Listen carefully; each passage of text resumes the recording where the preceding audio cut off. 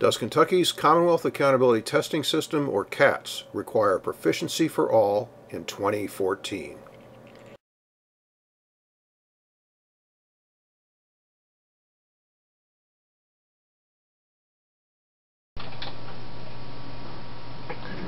Welcome back.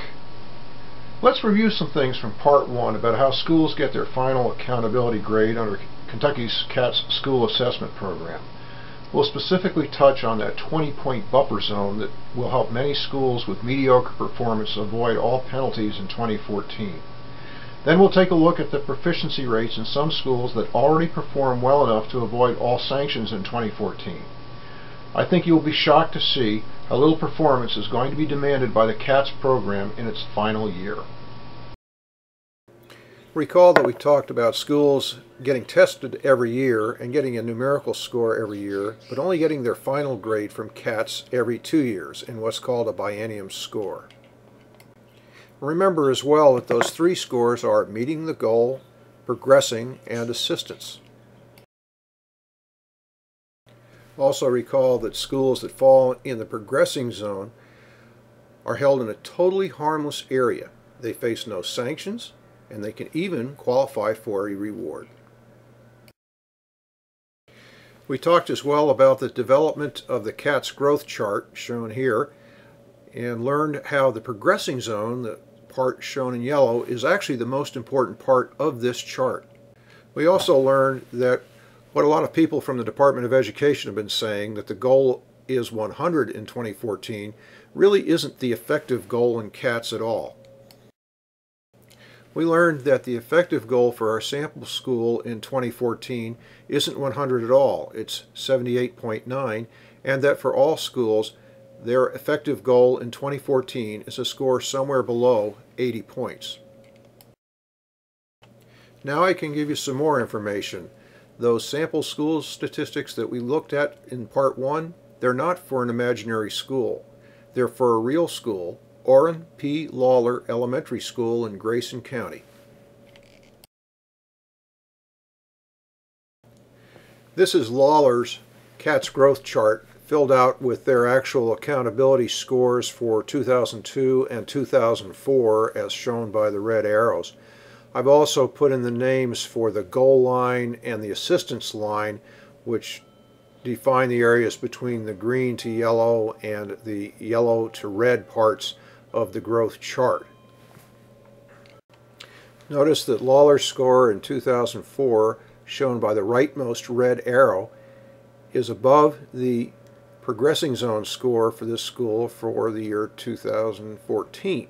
That means Lawler can avoid all sanctions if it stays exactly where it is as of the year 2004, all the way through the rest of the CATS period.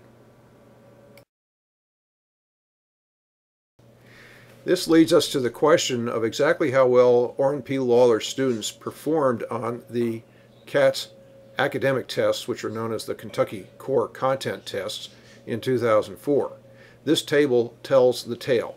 It shows the percentage of students that were proficient or more on the several different academic areas that are tested under the CATS. There are some severe problem areas on this table. For example, look at mathematics. Only 39.13% of the students in this school scored proficient or better on the CATS academic tests. But despite that, keep in mind that this school scored in this year so high that even in 2014 it would be immune from any sanctions. Or take a look at the writing portfolios. 42% of the students, less than half, scored proficient on the writing portfolios. But keep in mind again, this school does not have to do any better overall to escape all sanctions even in the year 2014. But the really bad performance comes a little lower on the table, as highlighted in the rose color. The on-demand writing, which are writing samples taken during the actual Kentucky Core Content test period, show a 0.0% proficiency rate. None of these students writes very well. Finally, consider the area of arts and humanities. Perhaps not as important to some people as the other core academic areas, but still an emphasis item in Kentucky and something that we want our children to certainly have a good exposure to. Only 14.49% of the students in this school were proficient or better on arts and humanities in 2004. But once again, I must remind you, this school does not have to make any further improvement all the way out to 2014, despite those low scores. Now, my intention is not to single out the Orrin P. Lawler Elementary School as a classic example. In fact, many other schools have very similar situations. One of those is the Whitley County North Elementary School in Whitley County. Here, just as we see with Orrin P. Lawler, the scores in some subject areas are far below what anyone would consider to be an acceptable end goal for CATS in 2014. Especially so for science, where only 44% of the students were proficient in 2004, and in the writing areas where the proficiencies are low, and again, arts and humanities, which seems to be a problem area for our students. But just like Orrin P. Lawler, the Whitley County North Elementary School doesn't need to make any further improvement from where it scored in 2004 to be completely done with the CATS program without any sanction whatsoever in 2014.